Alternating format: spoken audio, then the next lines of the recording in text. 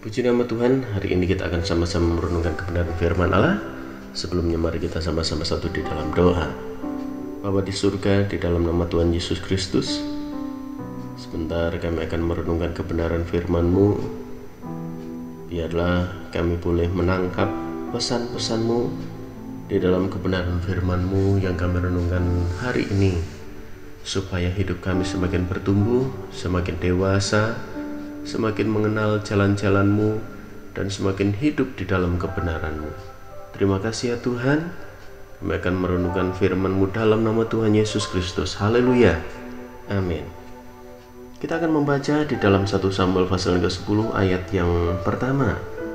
Lalu Samuel mengambil buli-buli berisi minyak, dituangnyalah ke atas kepala Saul, diciumnyalah dia sambil berkata, "Bukankah Tuhan telah mengurapi engkau menjadi raja atas umatnya Israel?"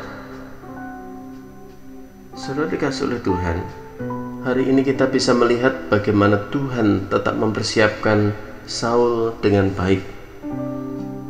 Tuhan mempersiapkan Saul bukan hanya secara fisik, ia juga mulai mempersiapkan rohani Saul, mengubah hatinya, seperti melalui peristiwa Saul kepenuhan roh Allah. Melalui Samuel, Tuhan juga mengurapi Saul. Inilah tanda bahwa sekalipun saat ini Israel memiliki raja manusia sebagai pemimpin mereka, tetapi tetap saja Tuhanlah yang ada di atasnya dan lebih berkuasa serta menentukan arah hidup mereka. Hakikat seorang pemimpin adalah untuk menjalankan kehendak Tuhan, bukan untuk memenuhi ambisinya sendiri. Perenungan bagi kita sekalian, apakah Anda seorang pemimpin?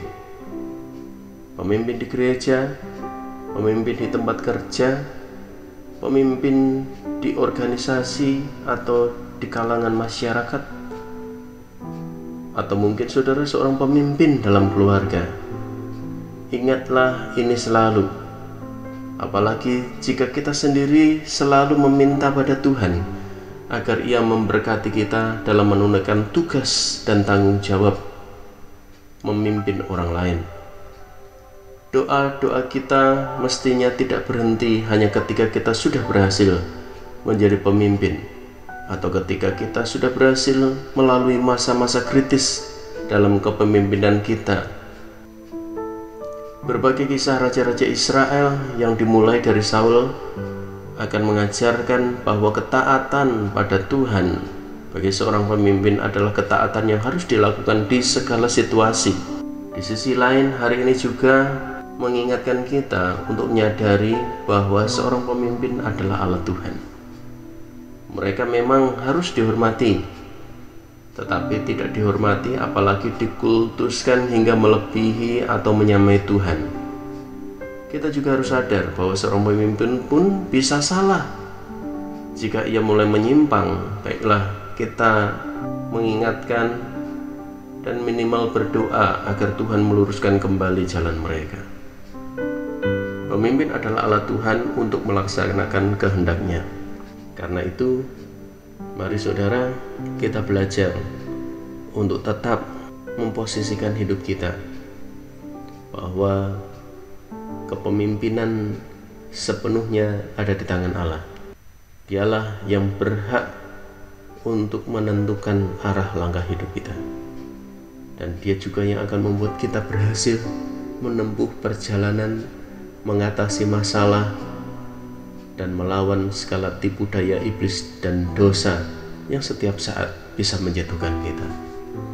Tetaplah bergantung kepada Tuhan. Puji nama Tuhan. Mari kita sama-sama satu di dalam doa. Terima kasih ya Bapa.